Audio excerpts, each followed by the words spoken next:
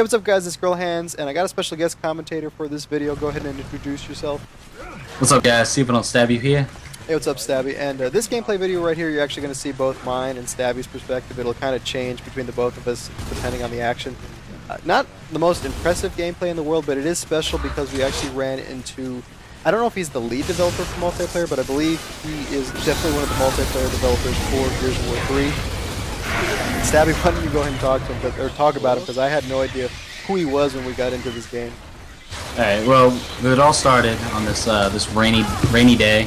We were playing some ranked team deathmatch here, and we got into this party, and the first thing I noticed was his emblem. It was the, I made this emblem, it's the Gears logo, and it attracted me too, because I thought he was a hacker at first. And then I saw it was Pete Nub, and then I went all fanboy on him. I was like, oh my god, it's Pete Nub! I was like, holy shit, it's Pete Nub! And like, he was like in a party, so he couldn't hear me or anything, which is good, because he probably would have like muted me. But I was just like, wow, this is a rare instance that you actually get to play with a developer. And I went total try-hard mode on this game. Like, I went hammer burst, camping. I wanted to win this game so badly. Because I thought he was a full squad, so I thought it was going to be like a super challenge as he's a developer, you know? Mm-hmm. Yeah, no, I thought you were crazy when you when we first got in there. Because I was sitting there like, who the hell is Pete Nub? And I thought, like, sometimes, like, people, like, whenever you get to, like, a ranked game prior to the game starting, people like, oh my god, it's Gorilla Hands, just to be a dick, you know what I mean? Like, somebody will scream out the name. So I thought you were just dicking around with some random person. But yeah, no, I didn't realize. It's really cool that we ran into a developer who you know, made this game. I imagine it's actually pretty awesome to help develop the game and actually play it, you know, after it's launched. I imagine it's pretty awesome to do. But yeah, I didn't realize who he was at the time, but I looked him up afterwards, and he was actually at Hi-Fest Station 2. I remember a couple of the commentators interviewing him, and I think it was pretty cool of him to actually go out there, see how the competitive players, you know, play, how they're organized and stuff like that, and get feedback from the community. I think that's absolutely awesome. It's one of my favorite things to see from any development studio is, you know, seeing them communicate and talk with the player base to try to refine their game and try to make it better. And just make it so that the fans can appreciate it that much more. So yeah, I thought it was pretty awesome. Definitely great to see one of the developers playing their own game. But I do have a question for you. It's something that's, I guess, it's kind of changed recently. But back in the day, you know, when I was playing, you know, Super Mario or I was like on an N64 or Sega Genesis, developers really didn't, because there's no internet, developers didn't patch their game after the fact. They didn't make any tweaks to it. It isn't really until recently, at least on consoles, that they've started to do that. Now, going on in the future, do you think that should be a requirement for all development studios? Do you think there should be, at least when it comes to multiplayer games, do you think that developers, that should be a designed or a specific responsibility to always have to patch their game after it's launched? Oh god, yeah. I just, you know, I'd love it if it was perfect right out the box. So when it shipped, they didn't have to make any adjustments. But that's never going to happen. I mean, like you were saying, back on the N64 or NES or whatever, you couldn't have gotten updates. So developers were forced to make sure their game was perfect and go through like strict testing and make sure all the bugs were out of it. Because if the game shipped with a bug, it was shipped with a bug. There was no way for them to patch it, because, you know, you just couldn't do a hotfix like you have nowadays. But I certainly think it's a responsibility now, because the games are way more complex than they were, you know, Mario back in the day, and Banjo-Kazooie and stuff like that. Like, now you've got multiplayer aspects, so you've got a whole nother variable put in there, and there's going to be bugs. I mean, there's no way that testers are going to find everything in multiplayer. There's not enough hours in the day for them to find everything. So the community from the feedback from the community is like the most important tool that the developers can utilize in making a better game. And Gears, Epic has done an amazing job with this game already. Now, a lot of people don't agree. If you read the forums, you'll see a lot of people bitching about, like, oh, how they don't care about this game anymore. But I totally don't see that.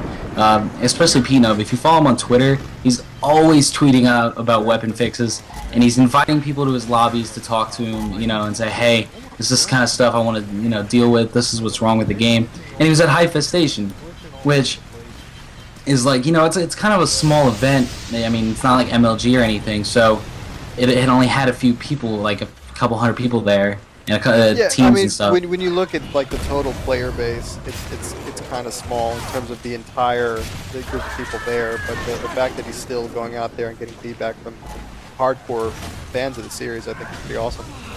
Exactly. And I will say one thing, I wish more console games would do this, but they implement and experiment all the time. You just said that a little while ago.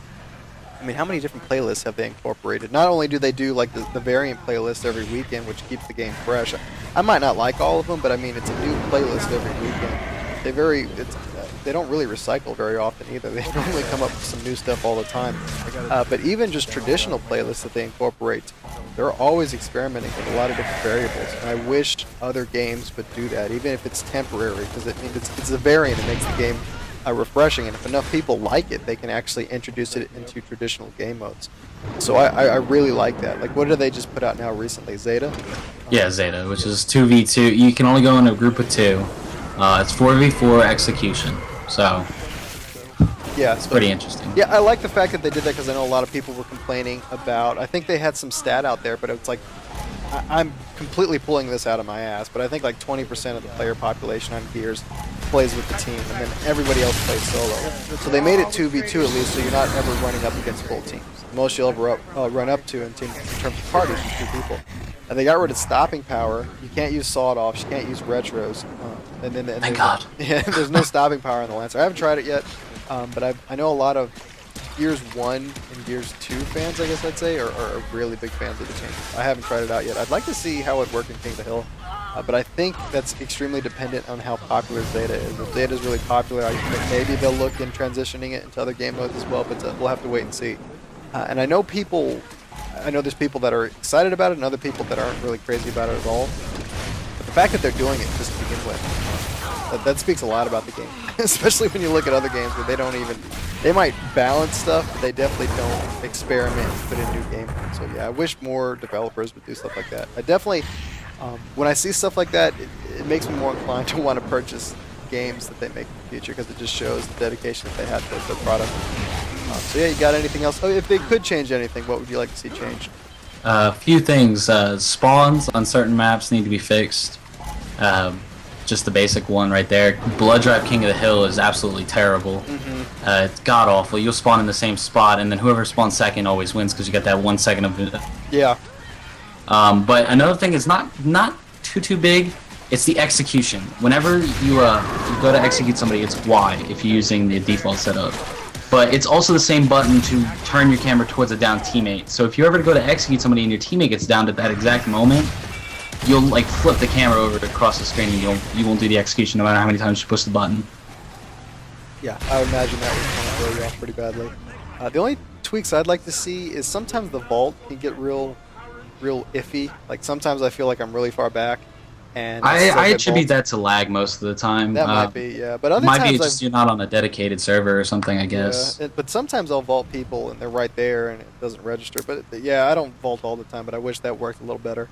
And the other thing that gets me killed or gets teammates killed is sometimes I'll try to pick somebody up and there's like a weapon nearby, or there's ammo nearby or something like that. And I wish it would kind of prioritize pickup. So like maybe there's a boom shot and then there's like, I don't know, a retro Lancer on the ground. I wish, even though if they're right next to each other, I wish it would always have boom shot a little bit more dominant, I guess.